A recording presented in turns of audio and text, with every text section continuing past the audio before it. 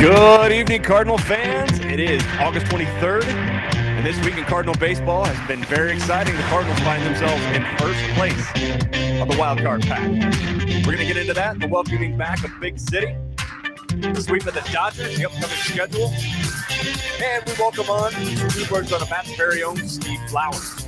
All that and more, the Cardinals Nation 24/7 podcast starts now.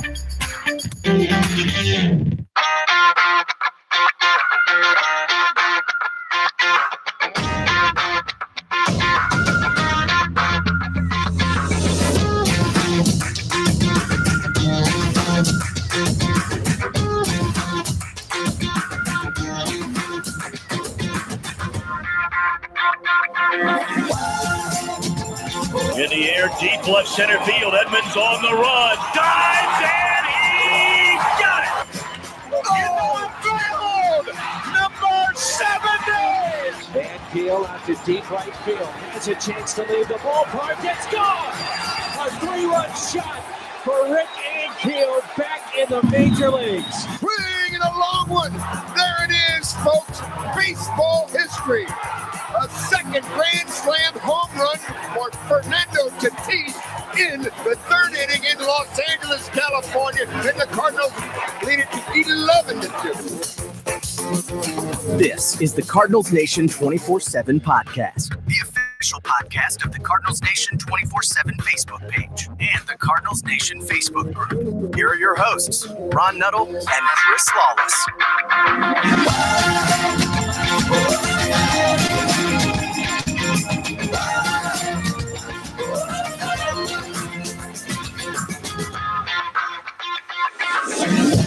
Good evening, Cardinal fans, and welcome back to this week's show. It is August 23rd, and it has been a fantastic week for Cardinals baseball. They have remained hot, and I don't think many of us expected this if we were talking about 5-6 weeks ago. This has been absolutely fantastic. Idle today, but they remain taken over the wild card lead and remain to that thus far tonight.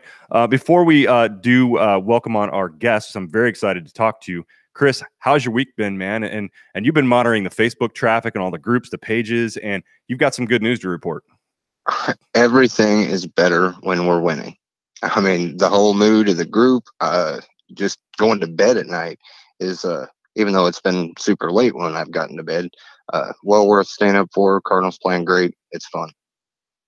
Yeah, it has been really fun and a little tougher for me here on the East Coast. I mean, boohoo for me, right? The games don't start here until about 10 o'clock at night. I've managed to hang just about to the middle of the sixth inning. I think the two nights that I've been around to watch them, I was actually on Central Time one of the nights. That was kind of nice, but I still couldn't hang to the end of the game. But boy, what a great, look, I'm approaching middle age here. I got to get up a couple nights, a couple times at night, go to the bathroom, whatever. The only benefit to that is I can check on the score before I wake up first thing in the morning. And it's been a great 3:30 a.m. trip to the bathroom every night. Those are my favorites on West Coast games. I don't want to delay this anymore. I want to talk to the guy here. My favorite 1/3 of Two Birds on a Bat is on with us, and Steve Flowers. Don't tell Jim I said that. I won't say a word about that, man. This is awesome, man. I've being friends with you guys on Facebook and following all your posts. It's a pleasure to get to talk to you guys finally. It's awesome. Yeah, and we appreciate you taking the time a little bit time with us tonight. And the timing couldn't have been better, really, to bring you on here because we have been seeing some very, very good Cardinal baseball happen, Steve. But before we talk about that, because I know we're going to get into that, other than just what the Steve Flowers that we know on Two Birds on a Bat show, tell us a little bit more about yourself. I know you're into coaching. I know I think you got a son who plays, or maybe more than one who plays baseball. Just give us your history here a little bit in baseball. And what gives you all that kind of not I want to call it insider knowledge because none of us have played in the pro balls, but that sounded really good. None of us have played in the pro balls, guys. You understand that? But none of us have played, but you've got a history in it, so I'd like to hear a little bit about it. Yeah, born and raised in the St. Louis area. Fortunate enough that I was halfway decent in baseball, and I think my work ethic, I had had to really work hard to compete with some of the guys on the high school team and everything like that. So developed and was a late bloomer, probably is my most claim to fame. And I kind of peaked at the right age for my skill set. I got a chance to go play college baseball at a small private college called Culver Stockton College in the northeast corner of Missouri. I like to call it the Harvard of the northeast corner of Missouri. But played 4 years up there, had a great time, got a free education because of it. And that was the end of my actual, what you would call competitive baseball career. And about, 15 years after graduating, 14 years after graduating, got back into playing a little men's league baseball here locally in St. Louis, primarily because when I grew up, I had an older brother that played baseball. My mom and my dad both played softball. So I spent my early childhood at the park. So, and it was either, running around swinging wiffle ball bats at lightning bugs or throwing rocks or baseballs at rabbits as we chased them around. So it was one of those things. I got back into playing so my kids could be around it a lot more than just when we had games and practices for Little League. And then I met Jim Cromer, and him and I started coaching what we would call a select baseball team. We took the kids that we knew, the kids that we, liked around the Little League, and kind of formed our own team. And then when it came to a couple years later, as some kids dropped out or didn't develop, we'd hold tryouts. And the number one tryout, I don't know what your guys' demographic is out there, so I'm probably going to ruin it for you.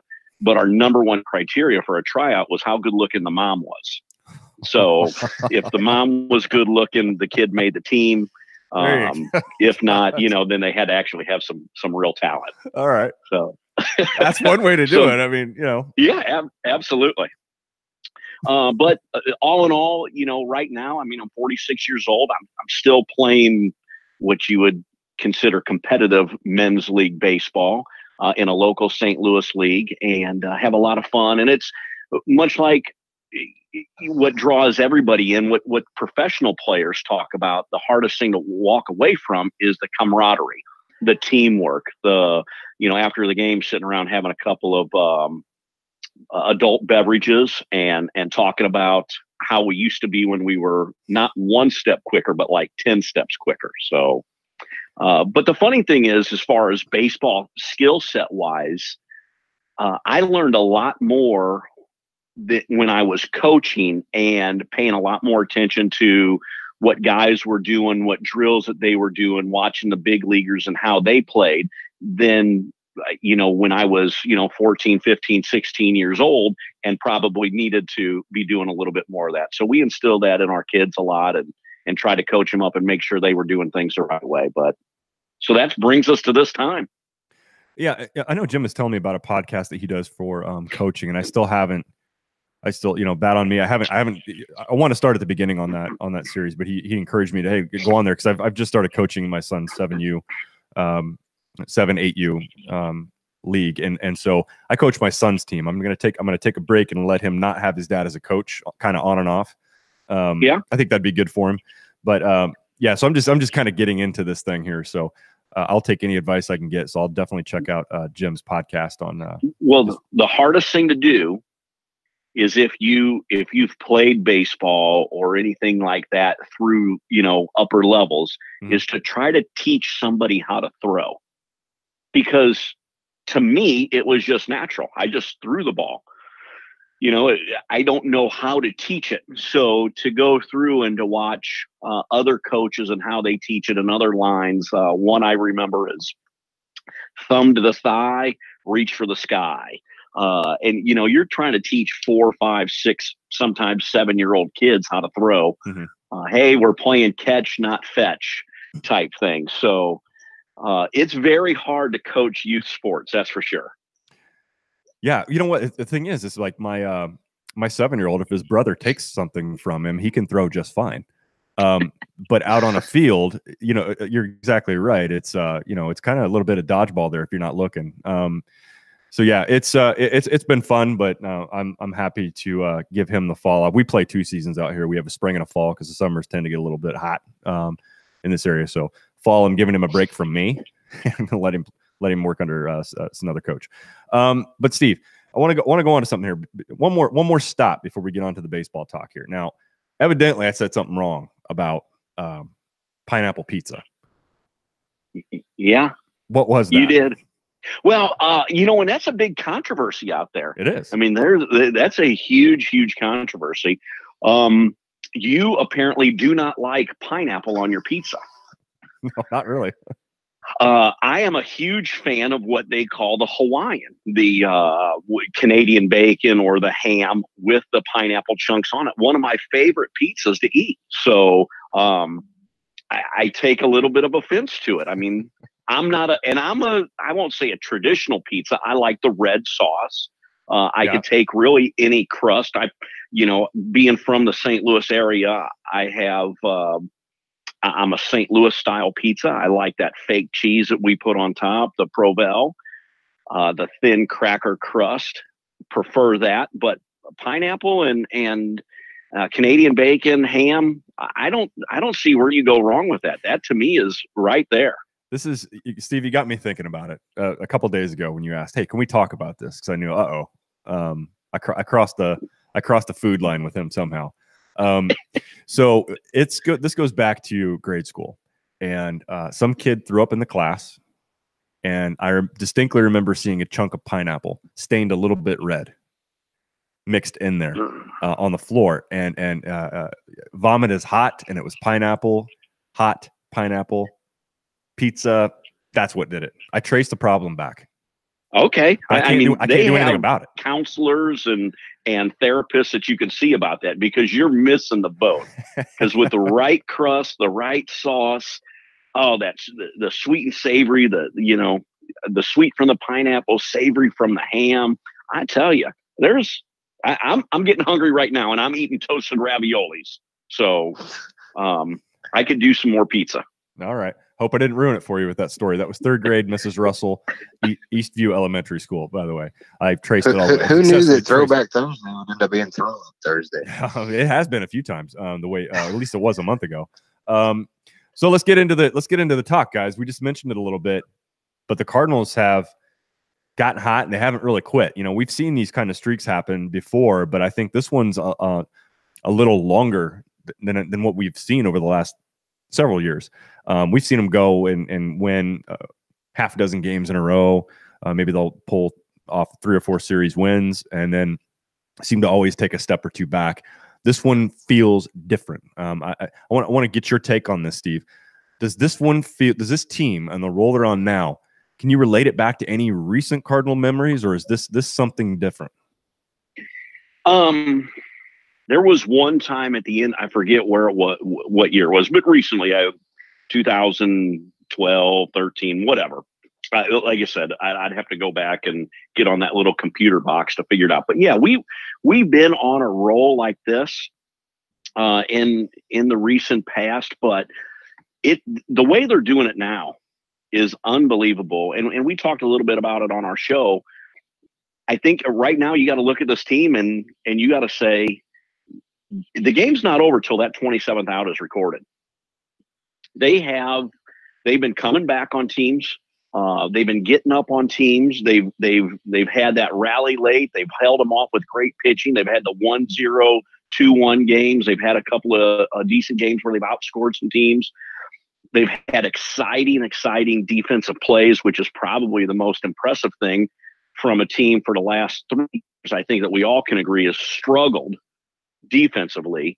And then the young guns, the pitching arms that we have, that every night somebody else is throwing up zeros.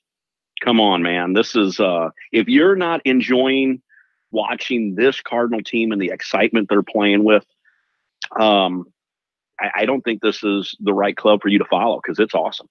Chris, same thing to you. I mean, we have it's been a couple years now, and so I'm in a little bit of a place now. I love it. I love what we're seeing now. This team is fun to watch again. And I have to admit, guys, I mean, we all hate being in that place as Cardinal fans, but I don't know how you guys felt in particular, but somewhere about third week of July, maybe it was the second week of July.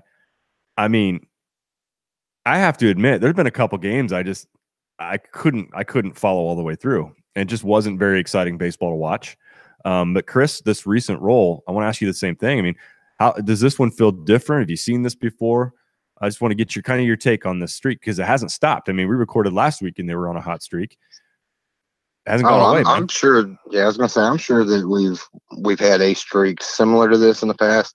But yeah, it definitely feels different, and the reason because not just what happened with Matheny, but back in that time we were talking about Dexter Fowler struggling. We were talking about Jordan Hicks and the Bud Norris deal. It was like every article that came out was something negative. And now you get on Cardinals Nation and it's, Yachty's consecutive streak. It's Gold Glove play by Wong. It's MVP with Carpenter. It's salsa everywhere. It's the most exciting time to have been a Cardinal fan that I can remember for a while. Yeah, I can too. And it's always exciting to see all these young players come up, and it's even more exciting to see a lot of them have success. So out of these young guys, I mean, my one question here, and this is the one thing I kind of remain just a tad bit circumspect, right, as we look at the rest of the year.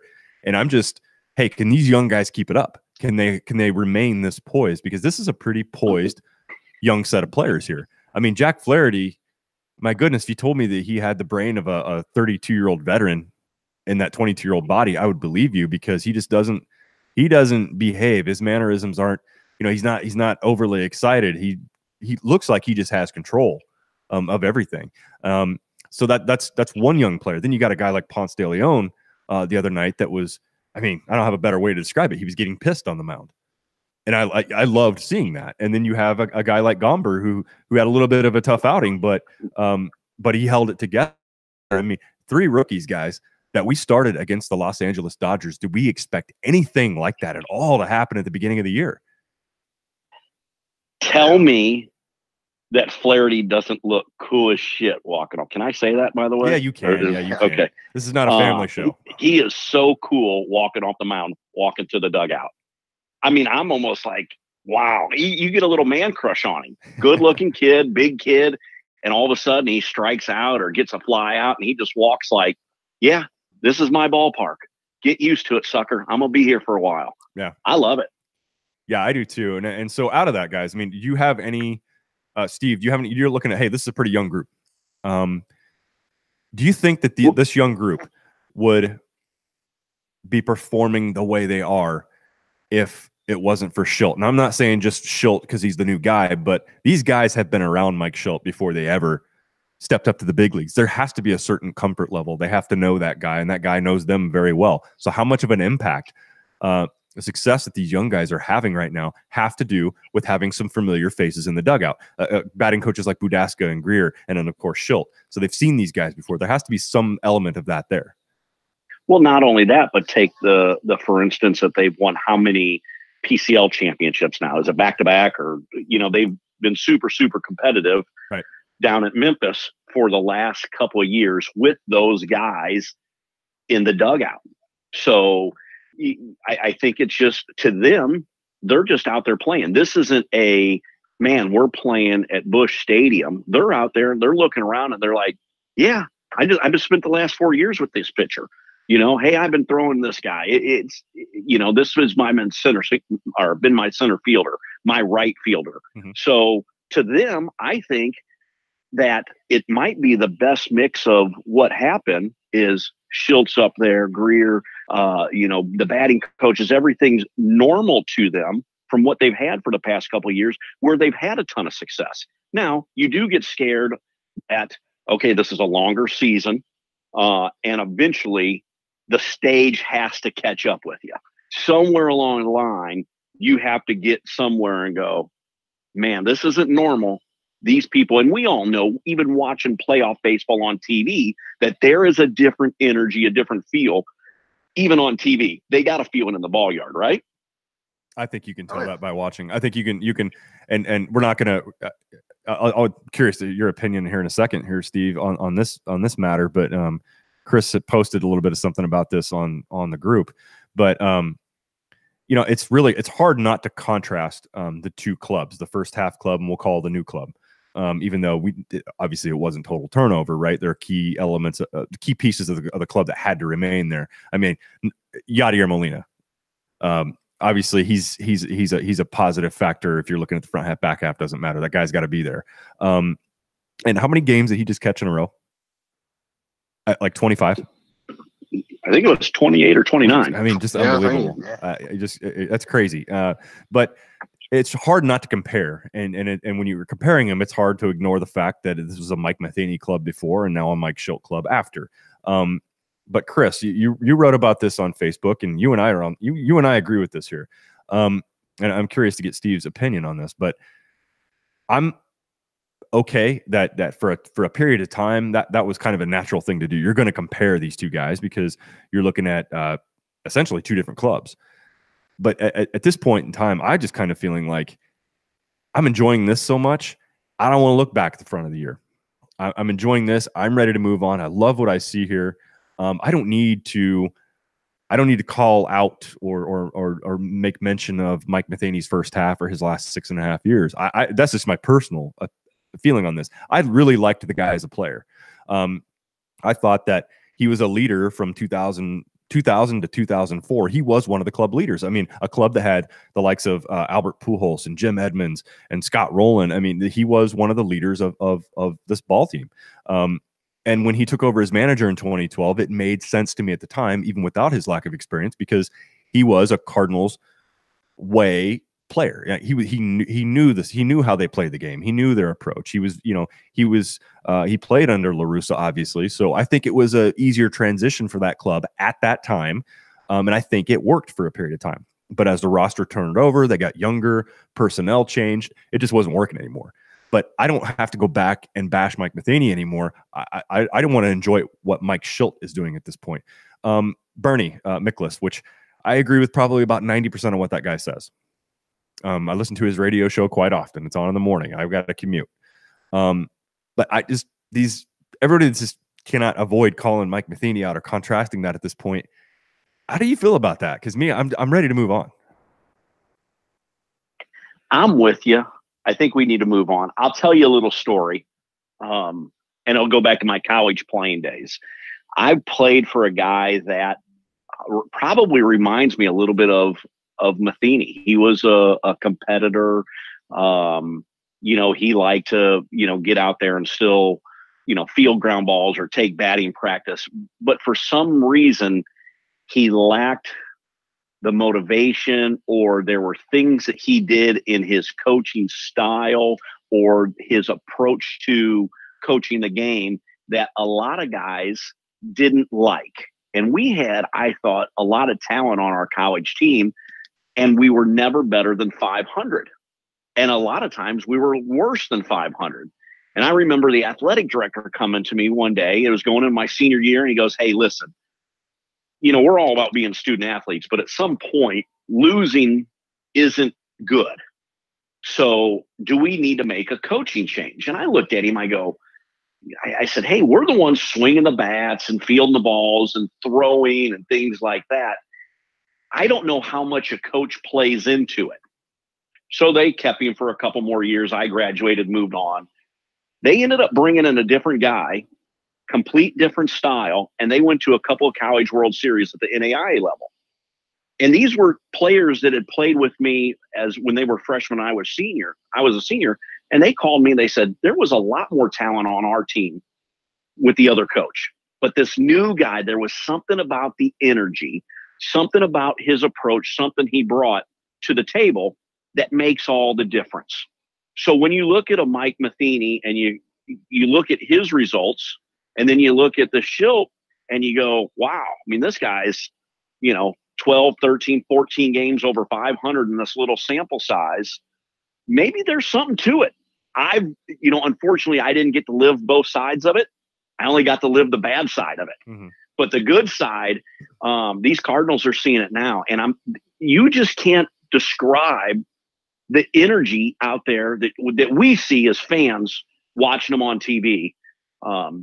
These guys are playing with purpose. They're playing with enthusiasm. They're having fun. They're picking each other up. And if you're going to win a championship, you're going to do it because you care about the guy next to you and you care about the guy in the dugout. And if the Dexter Fowlers or the Lance Lynn's in years past, there were Hayward was another one that you had heard rumblings that they didn't care for Matheny. And I never heard anybody say, I don't like Matheny as a person, or I don't like Matheny as a man, but you heard an awful lot of rumblings of, I don't want to play for Mike Matheny. So I think you're right, Ron. I think it's time that chapter's ended, and we better just focus on what we got now, because there's a chance we're going to catch lightning in a bottle, or maybe that's even the wrong term, because this youth is so good that we might be on the verge of a good 2, 3, 4, 5-year run of super competitive teams. I like the sound of 5. Speaking of that, Chris, you wrote a pretty good piece for the Cardinals Nation 24/7 on WordPress about reasons why you want the 2018 Cardinals to win, and you had some surprises on there, I think, to some people. Brett Cecil was one. Just some of those that might have been a little bit of a surprise to most. You talk to us a little bit about Brett Cecil. Why do you want why do you want the Cardinals win because of him? And I think there were a couple more that some people responded to out there. They're like, "Wow, Chris, all right." Yeah, overall, you got some very good comments, and I think the article you wrote was pretty good. I mean, it was pretty good. I think the feedback you got was awesome, and I just want to hear a little bit about some of those that are surprises to some. Yeah, I was gonna say. I mean, it's obvious. Every fan base wants their team to win, and for the players that we have and the coach staff we have, I mean, it's easy to just say as a whole you want to see them win. But yeah, a guy like Brett Cecil, for example, I mean, there's a lot of people, including myself, that wasn't stoked when we got him. Obviously, with his play not being up to par, it was, hold your breath when the guy comes in. But the guy goes out there and tries. He's not trying to go out there and bomb. So many people were quick to trade him, DFA, meet the contract, whatever. Mm-hmm. And the fact that he's turned it around like he has, you want it for a guy like that. Other players, whether it's Ponce de Leon and his coming back from the injury that he had, or somebody like Wisdom that, even though he just got sent down, work your ass off in the minors and get a shot to come up. Just guys like that. And, whether it's pieces like a Tyson Ross that just coming over and getting familiar, or all these young guys, Flaherty and Weaver, and how can you not be excited for the whole team? But individually, there's so many little stories in it that, you want it for everybody. Schilt and company, I mean, how exciting would that be for them? But one that probably got the most backlash was Matheny. And I said, some of it would justify the move that got made, obviously. But the other half would be, hey, I'm sure they'd send him a ring, and say, here you go. But the fact that maybe that would kind of hush up all the Matheny hate, it would be time to move on, and that would be probably that most excellent parting gift you could give a guy. Yeah. So no, Chris, I think you're right, and I think you're right also for calling that out. Now, a couple of reasons I agree with that. One, you can make the argument, certainly if you're a pessimist about that, you can make the argument, well, Matheny should have done hell of a lot better for what he had at his disposal, right? I mean, that look, he should have done better with what he had, right? That's the bottom line. That's the argument that someone could probably make. You could also make the argument, well, Matheny was dealing from a lot different mix in the bullpen than Schultz dealing with right now, right? There's a different set of cards, no pun intended. There's a different set of cards for those guys to draw from in the bullpen, certainly, right? It's been a bullpen overhaul that we haven't seen probably since 2011 when Mazalok blew that up. So that's one advantage I do believe Mike Schill has. But that aside, I think that, I can also make the argument Matheny kept them within striking distance. That team was there. It was banged up. Did I like the moves Matheny made a lot of times? No, I didn't. I didn't like how he used the bullpen. I didn't think he was getting the most out of some of his position players either. But again, I'm not going to go back and beat the guy up for that stuff. I think he had a fairly successful run as manager here. He had a winning record. And I know that, he inherited a team that was mostly intact, minus Albert Pujols. But I think he's a stand-up guy, and I agree with what Steve said before. No, I don't think anybody's ever said anything negative about the guy as a man, as a person. And as a player, he was one of my favorites, guys, on that run from 2000 to 2004. I mean, he was, in a lot of ways, I felt he was kind of the captain out there on defense, except for when he cut his damn finger with a hunting knife right before the playoffs in 2000, which I didn't get forgiven for at the time. But I think that it's fair to compare, but it's also time to move on. I too think he should get a ring and say, look, you kept us within striking distance. We made some of the changes we had to make on the roster, and we finished it off. And away he can go. And I do believe he'll get a job at some point in time somewhere else. It might not be as a leader of the clubhouse, but I believe that he'll be brought into an organization. And I hopefully, he's learned from this experience here, and he goes on to have a long career, and somewhere coaching, managing, instructing. Because I think we can all agree we like the guy, but we like the guy we have right now leading this team. It's the right guy for the right time. Absolutely. All right. Well, that went longer than what I thought. However, I want to stay with the group of youth we have here, Steve, and I want to know, out of all these youngsters they've called up, and let's not include Flaherty just for the time being, because I know you got a man crush on him, so let's put him aside for right now. We're putting Flaherty in the parking lot right now. Out of the most recent call-ups, the recent additions, who are you most impressed with? Wow, that's well, let's go down the line a little bit. Obviously, as far as the young guys go, that the world is, this Jordan Hicks is going to dominate. And let's just hopefully his elbow stays intact and he can continue throwing. I'd love to see him get a little bit more swing and miss. Obviously, I think everybody wants that. Harrison Bader, I think if you guys listened to our show, you knew I was kind of down on him early in the season. I didn't think he had that spark. I didn't think he was doing the things that he's doing now to elevate the team. And at the time, Tyler O'Neill was that spark, and a lot of times, playing baseball and having success is contagious. We've all heard that. Hitting is contagious. Fielding is contagious. Everything's contagious. As you see one guy do it, the next guy does it, and you keep the train rolling. And that's what, Harrison Bader wasn't doing early. Mm-hmm. But I'm interested to see what Dakota Hudson does, how he fits in. I guess the most exciting part to me is that we have September call-ups right around the corner. And when you're going to have the young arms that they've brought up this year, and they're going to be putting them either in a starting position or into the bullpen. You have Carlos Martinez that, if his sternum isn't broken, he'll be out there. Yeah. So that's probably, as a whole, all the young guys in the September call. Have you guys ever been this excited about a September call-up? I can't. Boy, I mean, really. Maybe the anticipation of J.D. Drew coming up in '98. Yeah.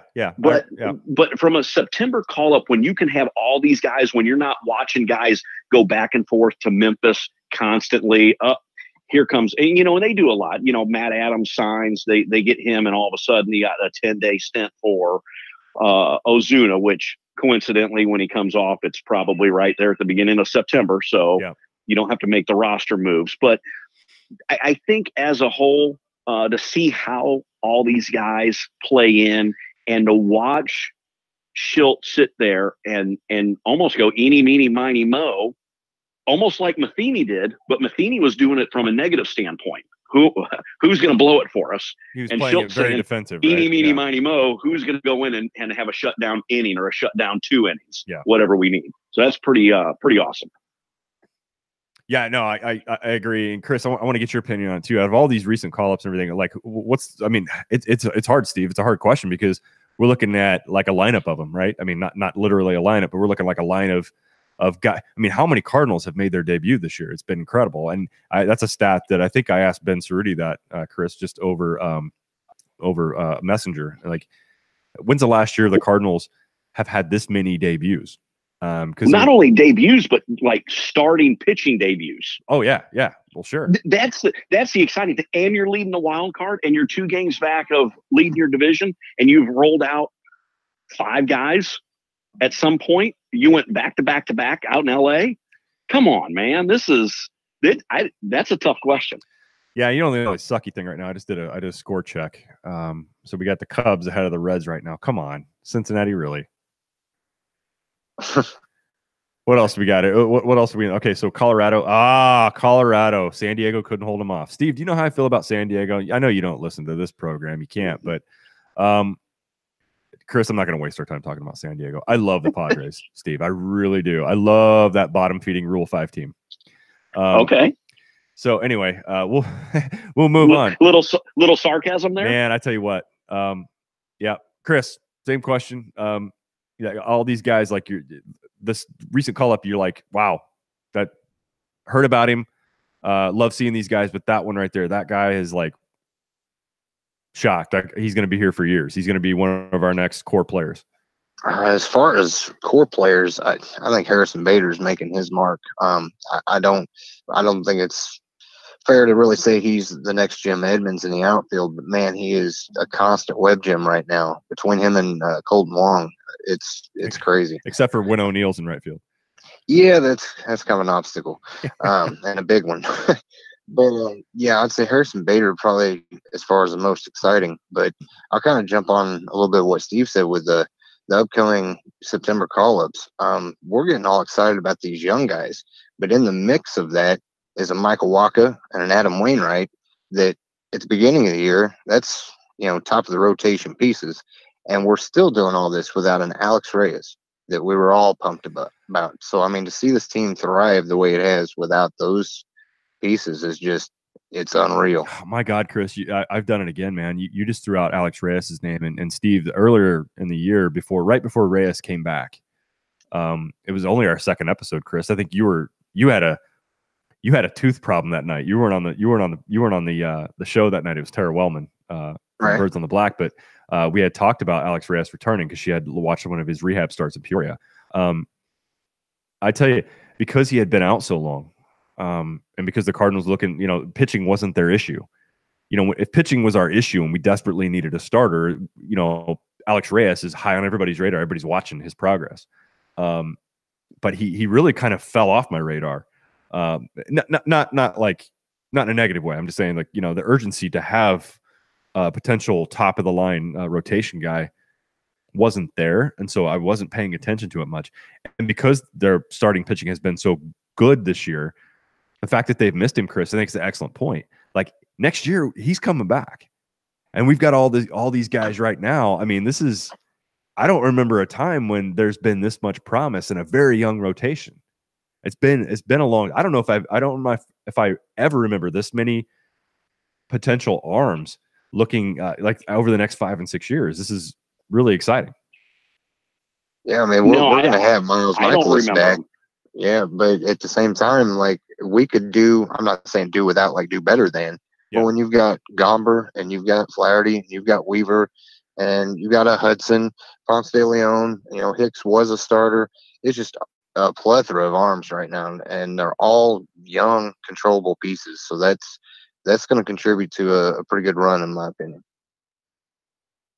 And so, well, I look at, like you said, just mentioning Wacha and Waino coming back.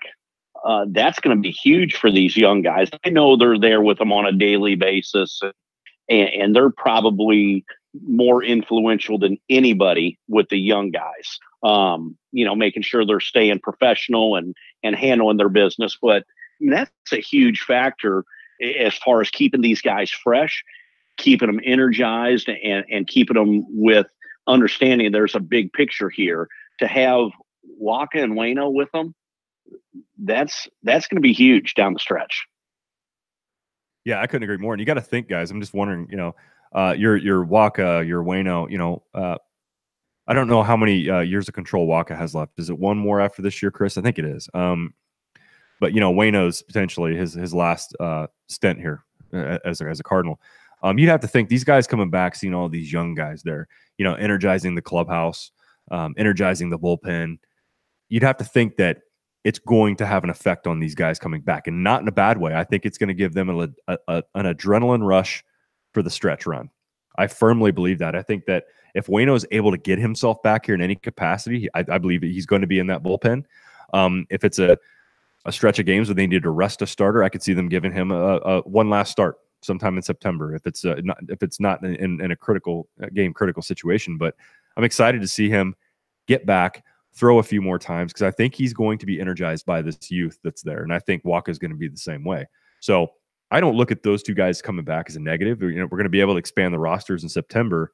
It's going to be fun to watch. It's going to be fun to watch this mix of veterans. Some of them, you know, it's their swan song this year, as far as being a Cardinal, and you got these young guys around. So this is an embarrassment of riches as far as pitching arms, guys. It feels that way. Oh yeah. I'm not embarrassed. Well, I'll take that embarrassment for sure. I will take this pitch. I will take this pitching gluttony as not a sin. Hey, Big City's back. How did this news land on you guys? Chris, I want to start with you. Big City, back as a Cardinal. How did you feel about it? To me, it's a low risk, high reward thing. You know, didn't have to give up much to get the guy back. You got a power lefty bat that, you know, you can come off the bench. I was a little weirded out with the fact we've got Carpenter as our first baseman. You've got Jose Martinez. You know, where are you going to play Adams? But at the same time, against Clayton Kershaw. Yeah, that'll work too. But I mean, I like the guy. He's familiar with the clubhouse that we've got. Just the excitement level of seeing him, you know, wanting to come back. I don't know how any Cardinal fan couldn't welcome him back. Steve-O. I'm with you. You know, I'm obviously you're sitting there. Was it yesterday or the day before? And something popped up on Twitter or a text, and it was like, "Big City's back," and I'm thinking, what the hell are they talking about? Big City's back, you know, because you're immediately thinking, you know, Adams, and then what are you, you know, it just didn't hit me. So, you know, I'm on Twitter, I'm following everything. I'm like, holy crap, he's back. I think it's a great move. Big lefty, power bat, late defensive inning, you know, upgrade. If you got, you know, 2-3 run lead, whatever, a 1 run lead, you're getting into the 8th and the 9th. Carpenter's already cleared through the lineup. Man, we've complained about Jose and Matt Carpenter not being able to field that position at first base. Now you bring in a natural first baseman that's been doing it for years. I like the move. I don't see any downside to it. And the guy's 1 year removed from being in a St. Louis Cardinal uniform, so it's not like he's got to get familiar with anybody and learn the personalities around. Great move all the way around. Yeah, I couldn't agree with you more, Steve. I think that was well said. And I think the other thing is, you think about it, guys. They're making a playoff push now, and I think they're. Look, I'm not. It's not a slam dunk. They've got a tough schedule ahead, which I want to talk about later. But I think in a push like this, in a playoff situation, that is one more veteran that's been there, done that, and he's been there, done that in that Redbird uniform. And I think it's going to be nothing but positive for that clubhouse. The other thing is, yes, Wisdom was sent back down as a result. But the Cardinals have right-handed bats. In fact, they have a 25-man roster full of right-handed bats. They did need that left-handed power bat. Other than Greg Garcia, Greg Garcia is not a power threat. I like Greg Garcia though. He handles the bat well. You know what? And you bring him in late tough situations. That guy can get on base. He can move a runner over. So there's nothing wrong with Greg Garcia, but he's not that power threat late in the game. He's not that guy that you can throw in there on a Sunday, give him a start, and put him 5th in the lineup. But Matt Adams is that guy. And I think more importantly, at least in my opinion, is that he has been there, done that in a Cardinals uniform. I think they're going to be there in October, and I think he's going to be a plus on that team. He's going to be on that roster because, again, he's been there. He's a vet, and I think it's just one more. I think it was a great move. It's a great move on their part. They didn't give up anything for him. They give up some cash. You know, they shipped a couple cases of St. Louis Budweiser, not the East Coast Budweiser shit that's available out here, but the St. Louis Budweiser. They shipped it out to Washington, got Matt Adams. No harm in that. No risk in that either. Right. The other thing, okay, so Steve-O, I know you guys were talking about this on your show today. Gold Glove. There's a lot of debate on this on Twitter. You know, if Colton Wong doesn't get this, you hear from some people, if Colton Wong doesn't get this, there's something wrong with the system. Others are gonna beat their fist on the table. No, it's all Baez. He spent most of his time at second base this year. Do you guys? I mean, can we all agree on one thing though? These guys are they both have fantastic gloves. Like absolutely, we would take any of them at second base. Like, do we care? I mean, I would take either one of them. Defensively, if we're just talking about defense right now, pure defense right now, I'm fine with having either guy there. I go ahead. I'll let you guys kind of take it from there. I've said on the show for months now, I think Colton Wong is our version of Javi Baez. And I love Javi Baez. I love that guy's enthusiasm. I do too. And now you're starting to see Colton Wong play with the same enthusiasm because he knows he's making plays. But I will tell you this right now. What'd you say? It's August 23rd. Yep. Javi Baez wins a Gold Glove. Colton Wong doesn't have a snowball's chance in hell. And not because he doesn't deserve it, but because that's how things always go down. Yeah. Chicago. Yeah. We're going to get screwed by Chicago and Javi Baez. And he's the Major League Baseball's darling. He plays multiple positions. Yeah, you're right. National broadcast, ESPN. I think you're right, Steve. They drool all over the Cubs, no matter who they are. Yep.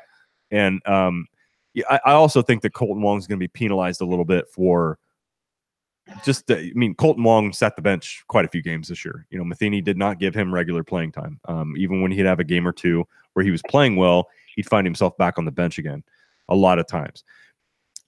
I don't want to get off topic here, but you mentioned something earlier, Steve, which I want to go back to just briefly.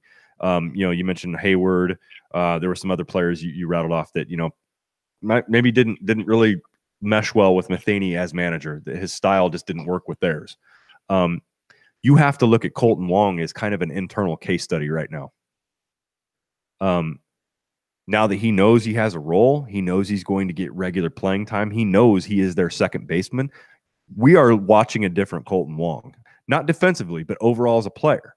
We're seeing a different Colton Wong right now than what we did in July. Can you guys agree on that? Oh, yeah. Absolutely. Would you see him take a couple balls to left field for big RBIs over the last, since this winning streak's been going on, stayed within himself a little bit. Just the play he made the other night, and I'm not talking about the play. The nonverbals will say it all. I talked about Flaherty walking off the mound, walking off the field, how he looks. Colton Wong makes that play, throws it wildly. We get him bang at first. We get him out at first. And just the look on his face tells you everything. It wasn't it was a shit ass eating grin. Like, yeah, I'm good. And I know it. And that's a mentality that we talked about it today that will carry over from defense to offense to defense, to running the bases. That's the exciting part of it. It's infectious. And can you say, well, that's what Harrison Bader did? Can you say that's what changing to Schilt did? Can you say that's what bringing up these young arms did? Look at Ozuna's starting to smoke the ball. And I'm not talking, he's not hitting home runs. He's hitting line drives that are going out of the ballpark. Mm-hmm. Just absolutely almost like a tomahawk in these balls that you didn't see 2 months ago. He couldn't do it. So it's an exciting time. I think these guys are feeding off of each other. But Colton Wong is unbelievable at second base, and I've said it all year long. You put him there, and if he's batting 172, he's batting 172. You just can't have him batting 172 and Fowler batting 172 and Carpenter batting 143 back to back to back. Yeah, but you can put a guy out there, and now he's hitting. Yeah. So lay that to rest. Yeah, no, you're absolutely right. That was pretty brutal. I mean, nobody predicted that many guys going that bad simultaneously, right? Like almost for the first third of the year. That was, not first third, maybe the first quarter of the year. All those guys were going bad at the same time. Unbelievable. But one of the things that we had Jim on preseason, your guy there, Steve, we had him on preseason. We were talking about, hey, look, what do we think? The one player it's not never one player that's a key to the team's success, but what's that one player that's going to break out this year? That's going to be that guy. Jim picked Javi Baez for the Cubs because it was it was on the Team of Rivals podcast. So I had my Cubs co-hosts on with me. Chris, I'm right about that, right? that Jim was like, he was on the Javi Baez train. Hey, this guy's uber talented. He's got a lot of energy. He's got a lot of passion he plays with, and Jim is a big fan of him. I don't think any of us disagree. I mean, none of us would be upset to see him in a Cardinals uniform. I'd rather see him at maybe third base or something right now, but because I like our second baseman too. I actually picked Colton Wong as the Cardinals breakout player this year. I thought Colton Wong was going to have a breakout year. I'm like, this is it for him. He's got to do it this year, or his time might be done here. If you judge it by the first half of the year, I was dead wrong. But Jim wasn't very high on Colton Wong. And he stated reasons I can't even recall right now, but I know that he wasn't, Colton Wong wasn't his pick definitely for, a breakout player that's a difference maker for the Cardinals this year. I'm just curious now if I could have him on again, does he feel any different given Colton Wong's most recent performance? And you've been on that show lately. Has Jim's tone a little bit on Colton Wong changed, or has that topic not come up a lot? No, he's definitely on with Colton Wong. But I can tell you, Jim will speak from a fantasy baseball perspective when he's talking about players. Yeah. And that's just because we have that huge fantasy baseball league that goes on. So if he's down on a player, it's because he's not on his roster. If he's up on a player, it's because he is on his roster. Or, if he's really down on somebody, it's because he really wants to get him from you. He wants to make a trade and swindle you. The guy's a snake oil salesman. So he put out a podcast just to finagle fantasy. Other fantasy. Oh, I'm sure he throws that stuff out there, because every time we end with Go Birds, he looks at me and half the time he's got his fantasy lineup up and he's shaking his head, and then it's always hey, we got to make a deal. I'm built to win it this year. Well, he's been saying that for the last 3 years. It's like, I'm built to win, but buddy, you're not winning. So he didn't have Colton Wong, so I'm sure he wasn't high on him. He wants him, but no, Javi Baez, Colton Wong. I won't even say right now that Colton Wong is the poor man's version of Baez. I think he's playing arm in arm with him, and you can't go wrong with either one. And you just hope it keeps up, because if he keeps playing like this, and we got a steal for a second baseman for the next couple of years for sure. Oh, I couldn't agree with you more. I want to go on to another thing real quick, guys. I want to start with you on this one, Chris. Albert Pujols makes his way back to St. Louis next year because the Angels are playing in St. Louis. Your feelings on that whole thing? I mean, I'm not asking what Cardinal fans should or shouldn't do, because they can do whatever the hell they want to do. How do you feel about Albert coming back? And if you could just for a second put yourself in his spikes, just briefly, how do you think that's going to feel to him, and how do you feel personally about him returning to St. Louis? What do you do if you're in the seats? Well, I see it with guys returning all the time, whether it's a David Freese or a Matt Adams. Mm-hmm. Everybody gets the little standing ovation, and Yadi goes out and kind of makes sure that happens. I don't think that Yadi will have to even do that with Pujols. I know there's a lot of people that's still kind of bitter about it, but I don't know how you cannot be thrilled on finally getting to see him back in St. Louis after all these years. And time does heal some wounds, so it's not like it's fresh. But seeing the player that he was and knowing the player that he still is, one of the greatest hitters of our generation, I don't know how anybody couldn't be on their feet. As far as Pujols himself returning, I'm sure it'll be all love from him. I don't think there's any bitterness, with him. He still has his foundation here, and he still does a lot for St. Louis. I think he'll be excited to be here just as much as the fans will be excited to see him play here. Steve, I think you'll hear. I think Albert's polished enough that he'll prepare for this from a standpoint and take the stance on, hey, it's another game. I had some great times there, but we're competing. But it's going to be hard to not see him be emotional. I think he's going to try not to be, but I really think that the fans are going to welcome him back. It's going to be 45,000 strong, I would imagine. And I don't think there will be anybody in their seats. I think everybody's going to be standing and cheering. He's going to get a statue outside the stadium. He's going to get a number on the wall. There's no ifs, ands, or buts about it. So regardless of what he does out in Anaheim and the numbers he puts up in the milestones, he's going to be wearing a red jacket. He's ours, and we're going to embrace it. And I'm looking forward to that day. I agree with both of you guys. I mean, if I'm in the seats, I'm giving that guy a rocking ovation, just for what he did. We had the best 11 years of him. Like everybody, like most people, I was disappointed when he left too. Did I realize quickly that's probably the best thing, for both sides, for Albert to get to get what he earned in his first 11 years from an owner that was willing to give it to him, like immediately, willing to sneak in there and overwhelm him really with words, a phone call, a big check. Yeah.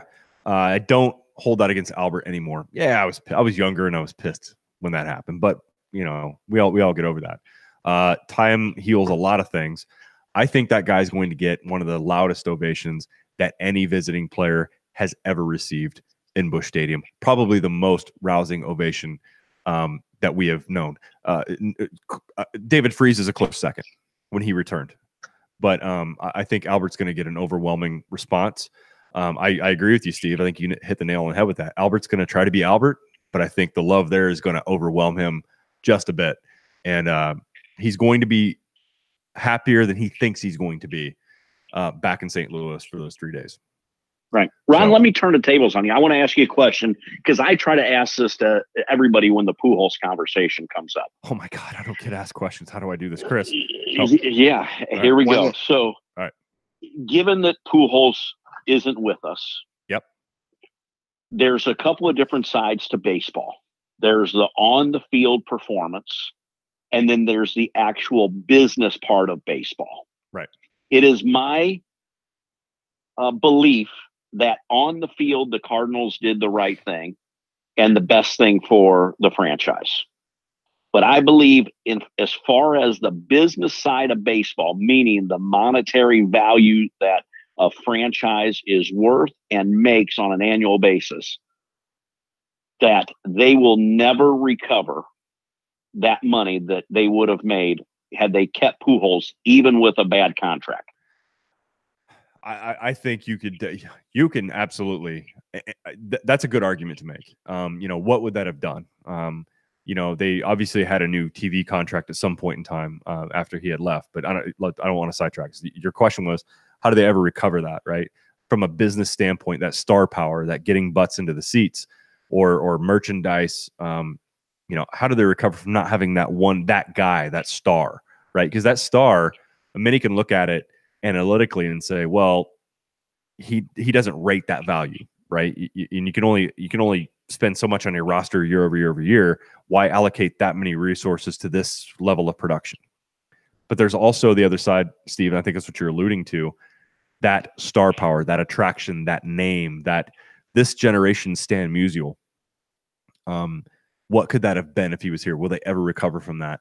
And my answer to that is no. I don't think they can. I don't think that they can, because St. Louis is. Look, we're always going to have Stan, right? That statue is going to be out there forever. We're always going to have Stan the man. That patch is going to be around for a long time. But we also could have had that, the Mang could have been there for, he would have been on the other side of the stadium, an equally large statue. That was our legend, our lifer. I don't think you can recover from that because that is going to be so rare. We're going to have Yachty, I believe, for his entire career, unless he decides at the last minute he wants to play for a few more years and the Cardinals decide to move on. But I don't even want to think about that yet. We're going to think about that next because I got a follow-up question. Ooh, cool. All right, cool. Well, let me finish this one. I think that is a tough thing to recover from. I don't think they're ever going to. From a baseball perspective, from on the books, what you put on the field, it was the best thing they could have done. Because Steve, I mean, this may or may never have happened, but you did risk not having Wainwright back and Yachty back if they would have spent that much money on Albert. So, kind of I look at it that way, and it worked out for the Cardinals. It worked out for Albert, but man, I when I stop and think about it, I'm like, wow. That equally large statue on the other side of the stadium, the house that Albert built, that would have been a pretty damn big thing for decades to come. I know both you guys, Ron out in the East Coast and Chris down south a little bit from St. Louis, probably don't get to, well, maybe Chris, you might get to as many games as I get to because, quite frankly, unless somebody's giving me a ticket and sit me in green seats or in a suite, I prefer to stay at home and watch it. But I don't see people walking around with Albert Pujols jerseys. It just, you see Brock, McGee, Gibson, Ozzy's, any current player, right. Anybody that's, might be gone for a season or two, but the Albert Pujols jerseys are gone. Yeah, you're right. Nobody wears them. No, you're right. And that's a shame. It is. I agree. And that's kind of what I was talking about. That other statue would have been over there, a big one. But I think there's still, like, that guy left us. Like, right. We almost think about that guy didn't want his statue. Yeah. I mean, I'm talking about just a novice fan. That's the record that's playing in their head. But go ahead, Steve. Sorry. All right. So here's a follow-up question. You're the St. Louis Cardinals. You got Yachty signed for 2 more years after this one. Do you put it, and I don't know if there's somebody had to tell me, is there a club option or anything after that? Or do you just extend his contract at this offseason? Do you put 1 more year on there? Do you put a club option like October, November of this year? Do you lock him down? And this guy's catching at an all-star level, at a, still Gold Glove level. If you wait 1 more year, he's going to want at least 2 years. You know what I'm saying? Yep. But do you go ahead and extend it as soon as you can, given the level of play he's at right now? Chris, I don't know if you want to go now, but I've got my answer immediately. Hell yes, Steve. You do. You show that guy commitment.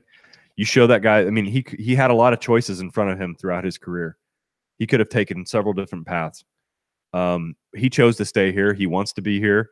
I don't care what kind of condition he's in 3 years from now. What he's meant to this organization, and I think the point you just made about there being a lack of Pujols jerseys being worn around. Look, our Cardinals, they're on that left field wall. Those numbers that are retired, there are fewer now than there were at the beginning of the year or last year, right? I mean, we lost Red. Right. Like, I want more of those numbers. I want those red jackets. I want them for decades to come. Those guys that make the Cardinals, those guys that show up in spring training or show up for an event at Busch Stadium, where those new players in the dugout look up and they understand and respect and can feel that history, feel the appreciation, like La Russa did, who had nothing to do with the Cardinals. But when he came to the Cardinals organization, one of the things he was most impressed by were the veterans that came back, the Hall of Famers, the tradition. I want that to keep going. Spend another year's salary on Molina. Give him $30 million for all I care for that last year. But it means so much more to the organization than just that 1 year, the resources, the analytics, the very black and white way of looking at it. There's more to it than that. So I give it to him right now. Go ahead, Chris. Yeah, I was going to say, I mean, I'd handed a blank check, say, fill it out. There's no way that I let Yachty go. I thought you said give Flowers a check. I'm like, hell no. No. All right. Hey, I'll take it. You might know somebody. But no, there's no way that you could let him go. And it's kind of like what you said with Pujols. I mean, to see a guy like that leave, and not saying Molina would leave, but if he had any interest in staying, that's a guy you make sure he doesn't leave. And, some of that might be a lesson learned from Pujols. Yeah, the statistics don't lie. I mean, it probably made sense at the time for us to move on. But with Molina, it's a different thing. And with Yachty, it's more than numbers. I mean, the way that he is the general and, has these young guys pitching the way that they're pitching. I don't think that they're going to do that with just any catcher behind the plate. So Molina, if his legs are falling off and he wants to play, hey, suit up. Well, Benji said several times, either off record or on record to me that, hey, Yachty might not be done at the end of this contract. And to me, that's a scary thought if he's going to have the opportunity to walk away. Now, he blows out a knee or something like that, in the next couple of weeks or early next spring or something like that, or comes in out of shape or whatever it might be, or doesn't hit worth a darn. yeah, you might have an issue, but I don't see that as the case. I mean, this guy, I've never spoken to him personally about, how long he wants to play, but he's obviously trying to win a championship. And he's keeping himself in shape. He's 36 years old. Is that right? Do I have that right? Yeah, I think you're right. 36 years old, and he's playing, quite frankly, better than he ever has, or right up there to any other season that we've seen him have.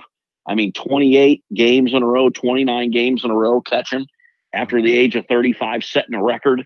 He has a lot to offer these young guys.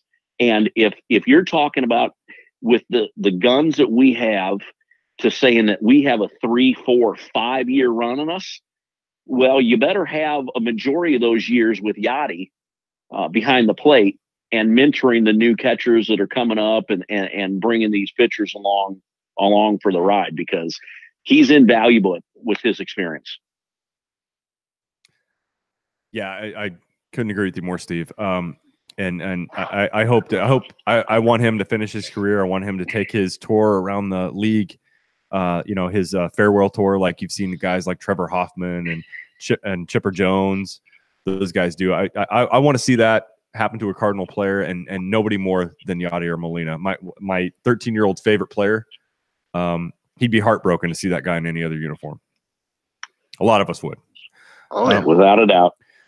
So the Cardinals are up against the Rockies next. The Rockies are right behind them, and they might even be pulled even at this point. Let me give the quick wild card standings a check here. The Cardinals are half game above in front of the Rockies. They are now they're pretty much dead even with Milwaukee at this point. So very, very tight wild card race, guys. I mean, nobody's really out of it at this point. So the Cardinals have a tough schedule coming up. I mean, if you're looking at it right now, they have Colorado up next. And the iPad's buffering here. I love that.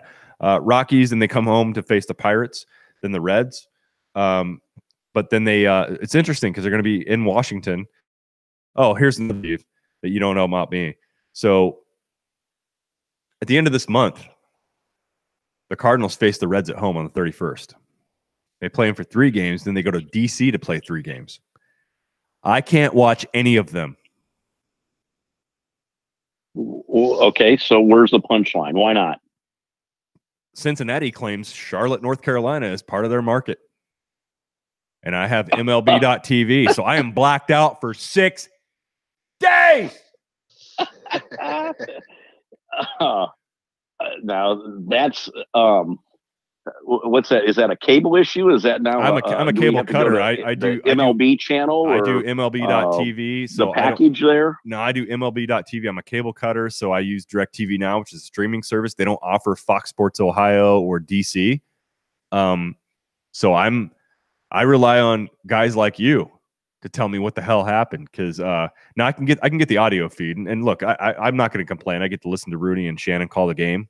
It's just like the old days, in the backyard where Cardinals games weren't televised. You only had Jack Buck and Shannon to listen to. I'm not going to complain too much, but those are brutal. 6 games in a row. I don't know who the hell makes the schedule, but they sure as hell don't have Charlotte in mind. No. You know what? When you say that, I got a quick little story for you.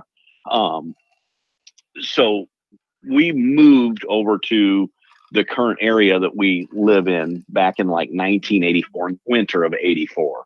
So in 1985, it was a new house my parents had built. And they only had like a ceiling fan in the master bedroom and out in the living room. So Cardinal games weren't on TV, obviously. And if you guys are old enough, which I think you are, to remember 1985 was a pretty magical year. Yeah. Happened to be one of my favorite Cardinal team of all time. They called them the Cardiac Cards and everything, but I would fall asleep every night in the living room. I'd sleep on the living room floor. I wouldn't sleep in the first time I've had my own bedroom in my entire life. I didn't have to share it with brothers. I would sleep on the living room floor under the ceiling fan during the summer with the radio on, so I can listen to, Jack Buck and call the game, and they seemed like they would win every night. And then I'd turn it off and I had the ceiling fan on. the next year, I think at Christmas time, my parents bought me a fan, not a ceiling fan, but a oscillating fan that you can set on a dresser right next to you. Yeah. That fan is still, I sleep with it every night. It's still on the dresser right next to me. It still runs. Yeah, it still runs. I mean, how long is that? What is that? 33 years, something like that? That's crazy. It's made in the USA. I think I've gotten my money's worth. Yeah. You have. If you bought it now, it'd have a tariff on it. Yeah, absolutely. Right. No, that's funny. I mean, I'm not far behind you in age, Steve. So yeah, I was in Central Illinois. We didn't get, if the Cardinals happened to be in the playoffs, of course you get to watch them. But I got to watch the most games against the Cubs. Cubs had WGN. They were everywhere. Which I grew up on the Cub Cardinal DMZ right there. So I have family members that are Cub fans, if you can believe that. But yeah, so you don't associate with them. Don't associate with them at all. I don't tag them on anything.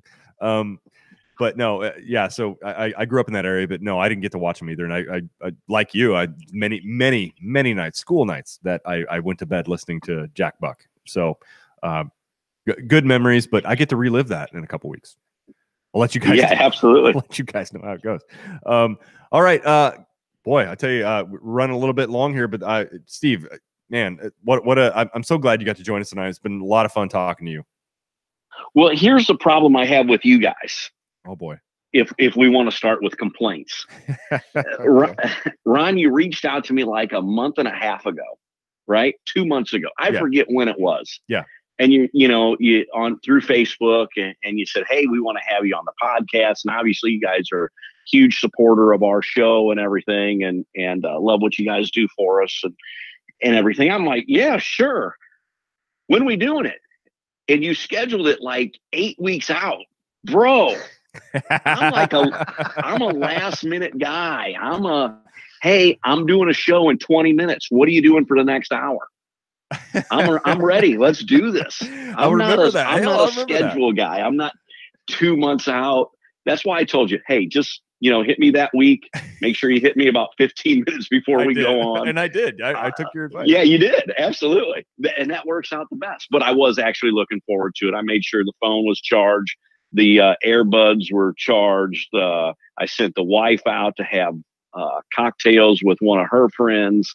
I got the screened in porch. It's 72 degrees and beautiful out. Yeah, beautiful. The kids, I don't know where they're at. They're doing, I guarantee they're not doing homework, but Fortnite. They're in there somewhere. Fortnite, right? That's the thing now? Yeah, well, yeah, it might be. Who knows? I think there's Big Brother on one TV and Fortnite on another. So who knows? But no, it's a great night, man. It's awesome. I enjoy, if you can't tell, I enjoy talking.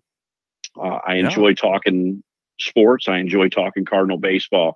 And it was an absolute pleasure to join you guys on the podcast tonight. And it's fun, man. I loved it. No, I've been looking forward to it, Steve. And I'm sorry. You know what? Next time I'll contact you last minute, because sometimes, look, on the Team Rivals podcast, which is what I'm getting ready to jump onto, that is a spontaneous event right there. That is a last minute, like, what the hell are we going to talk about tonight type of thing. This one, when Chris and I started this, we had tons of guest lines up. We had like Benjamin Hockman, we had Brian Stahl, we've had Dan Buffa, we've had a former Cardinal player last week. Steve, if you're traveling or whatever, you want to listen to a really good episode we have, and a funny as hell guy, Mark Littell, former Cardinal pitcher, inventor and owner of Nutty Buddy, the cup, the anatomically correct cup. My God, what a funny episode that was last week. I actually brought my dad on because my dad is the reason I'm a Cardinal fan. I wanted my dad to be able to ask one of the players he watched a couple questions. So what a great person. So you have Mark Littell, and I grew up playing with Mark Little, who was he actually came up the same time with JD Drew. His first night, and it was one of our very first podcasts that Jim and I did. Yeah. So Mark and I grew up playing ball together and played high school ball together, and same age, same graduating class. So we started this podcast and I had him on. He tells a great story because we all assumed his first night in the big leagues was the night McGuire hit 62nd, his 62nd home run. Yeah. And he was in uniform, but it wasn't his official night in his first night in the bigs. His was the next night. That was JD Drew's first night. But he tells a story. The reason why he got called up is because every hotel room in the area was sold out with the anticipation McGuire was going to break the record. Sosa's in town, everything like that. So they're down in Memphis playing. They want to bring J.D. Drew up. So they call Mark in the office and said, "Hey, you're from the St. Louis area, right?" He goes, "Yep." He goes, "Good. You're taking your car and J.D. Drew, and you got to find a place to stay up there. You got family, right?" So he brought him up, and he was J.D.'s chauffeur and I guess bed and breakfast type guy. So, but yeah, that's Mark Little, not Mark Littell. No, well, that's a great story. Actually, at the same time, Steve, I was in the Marine Corps at the time, and I was over in Korea, and I was on a little island in the middle of nowhere, right off the coast of North Korea, training the South Korean Rock Marines. Huge Cardinal fan, but completely out of touch on that island. This is 1998, right? There's the internet is not what it is right now. There are no cell phones. The island was a barter system. You had to take all cash with you. There's no credit cards. There's no ATMs. I learned that Mark broke the record by the local paper that was delivered from Seoul that morning. A little cartoon sketch, and I could make out the number 62, and they drew a caricature of Mark McGuire. And I'm like, what? It happened. I knew it was close. I knew it was going to be closer. I was out of touch for like weeks before that. I had no idea how close he was. I didn't know much about this race between him and Sosa. I mean, I learned all this stuff after I got back to Hawaii, probably in late September. So I kind of missed all that stuff, but I had at least a unique perspective on it because I would get a calling card and call my dad. My dad would fill me in as quick as he could in the $50 it took to call him for 15 minutes. And so I had like this, this experience that was definitely different. I even missed the fact that Edmonds had signed with them because I was on ship at that time. And so it's amazing. You get then to now, like people don't miss information now, but then it was like you got it so sporadically. So anyway, that was my J.D. Drew story because I didn't even know J.D. Drew was even there. I had no idea. So Chris, where were you the night McGuire hit 62? I was in front of the TV and watching, and it was amazing. Well, you want me to tell you where I was? Go for it. I was stealing TVs out of the back of a truck. Oh. And I use that term loosely. Okay. This company had shut down or had done some things audio visually and upgraded. And a friend of a friend had a truck full of 35-inch Magnavox, which at that time was a big screen TV. Oh yeah. They were awkward and weighed 200 plus pounds, but tube TV. Big tube TV. And the whole deal was he was bringing a truck up to our work, and I was still in the mortgage business, and it was like $420 for one of these TVs. It would probably at the time was costing about $1,000 or something, but yeah, so I was up grabbing a TV for myself, my brother, my dad, loading them into trucks, and missed the whole McGuire 60-second home run. So I always like to say I was stealing TVs, but they could have been stolen. I might have been buying stolen TVs. You were buying hot merchandise. You just didn't know. So I will always remember where I was for McGuire 62nd, and it's a funny story. It's not like, oh yeah, it's in the stands and nothing. No, it's good. That is a good story. All right, Chris, I think we gotta roll. I don't want to keep Steve on forever or you. I've got to jump on Team Rivals podcast in about 12 minutes, but I want to tell everybody this. When you're not listening to us live, you can find us on iTunes, Google Play, Stitcher, Spotify, and Radio Public. If you don't know about Radio Public, it's an app that works just like your iTunes. Download it. Chris is diligent in sending out the link every week to the Radio Public app. You listen to the podcast on that, you throw a couple pennies our way towards production costs. It doesn't cost you a dime, and it's a win-win. Every week, we've started doing this for, I think, 4 or 5 weeks in a row. We're broadcasting this live every Thursday night at 7:30 Central Time on YouTube. You can find us there. You can also find us at Cardinals Nation 247 on Facebook and at Cardinals Nation 247 on Twitter. Gentlemen, I hope you both have a great night. Have a great weekend. Steve, again, thank you so much. This was such a great night having a conversation with you. Been looking forward to it. And next time we have you on, I'll call you about 15 minutes prior. That sounds perfect, guys. Appreciate it. All right, Chris, any parting words? It'll be fun to see Matt Holliday back up with the Rockies facing the Cardinals, but Oh boy, we got to sweep. Let's go. Let's go. Go Cards. All right, go Cards. Go Birds.